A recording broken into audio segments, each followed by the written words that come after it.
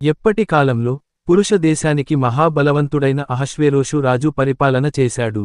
అతను 127 ప్రాంతాలను పాలించాడు, భారతదేశం నుండి ఇథియోపియా వరకు. ఒకసారి రాజు అతని మంత్రులు, సేనాధిపతులు మరియు ప్రజల కోసం ఒక మహావిందు ఏర్పాటు చేశాడు. అహష్వేరోషు రాజు తన భార్య వస్తిని రాజసింహాసనం నుండి తొలగించి కొత్త రాణిని ఎంపిక చేయాలని నిర్ణయించాడు. అందమైన యువతులను రాజధానికి రప్పించారు. అందులోనే ఎస్తేర్, ఒక మంచితనంతో నిండిన యువతి, ఎంపిక అయింది. కాని ఆమెకు ఒక రహస్యముంది, ఆమె యూద ప్రజల నుండి వచ్చింది. రాజునకు ఒక ప్రధాన మంత్రి హామాను ఉండేవాడు. అతను గర్విష్ఠుడు, దుర్మార్గుడు. రాజు అతనికి గొప్ప అధికారం ఇచ్చాడు, అందరూ అతనికి వందనం చేయాలని ఆదేశించాడు. కాని ఒక యూదుడు మొర్దెకాయ్ తల వంచి నమస్కరించలేదు. ఈ మొర్దెకాయ్ నాకు నమస్కారం చేయలేదా? నేను యూదులను అంతం చేస్తాను. హామాను యూదులను నాశనం చేయాలని ఒక ఆజ్ఞను రాజుతో అంగీకరింపజేశాడు.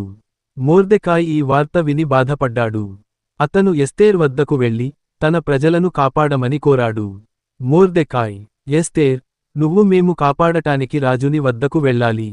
ఎస్తేర్ భయపడి, రాజు పిలువకపోతే అతని వద్దకు వెళ్లడం ప్రమాదం. కాని నేను ప్రయత్నిస్తాను. ఎస్తేర్ రాజును కలుసుకునే ముందు ప్రార్థన చేస్తోంది. ఆమె ధైర్యంగా అతని కోటకు వెళుతుంది. రాత్రివేళ రాజుకు నిద్ర పట్టలేదు. అతను పురాతన రికార్డులను చదివించాడు. అప్పుడే అతనికి గుర్తొచ్చింది, మొర్దెకాయ్ తన ప్రాణాలను రక్షించాడు, కాని ఎటువంటి బహుమతి ఇవ్వలేదు. రాజు, హామాను, ఒక వ్యక్తిని గౌరవించాలంటే ఏమి చేయాలి? హామాను తనను అనుకుంటూ, అతన్ని రాజు వస్త్రధారణలో గజ దింపాలి. రాజు, అది మొర్దెకాయికి చేయాలి. రెండవ విందులో రాజు ఎస్తేర్ను అడిగాడు, నీ కోరిక ఏమిటి? అప్పుడు ఎస్తేర్ ధైర్యంగా నిజాన్ని చెప్పింది.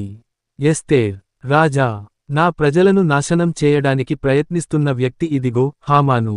రాజు కొత్త ఆజ్ఞను వెలువరించాడు. యూదులకు తమను తాము రక్షించుకునే హక్కు ఇచ్చాడు. హామాను తనే నిర్మించిన తాడిపైన తానే మరణించాడు. యూదులు ఆ రోజును పురిం అని పిలుచుకున్నారు. వారు ఒకరికొకరు బహుమతులు ఇచ్చారు, పేదలను సంతోషపరిచారు, మరియు దేవుని దయకు కృతజ్ఞతలు తెలియజేశారు. పురిం శుభాకాంక్షలు. దేవుని ఆశీస్సులు ఎల్లప్పుడూ మన వెంటనే ఉంటాయి.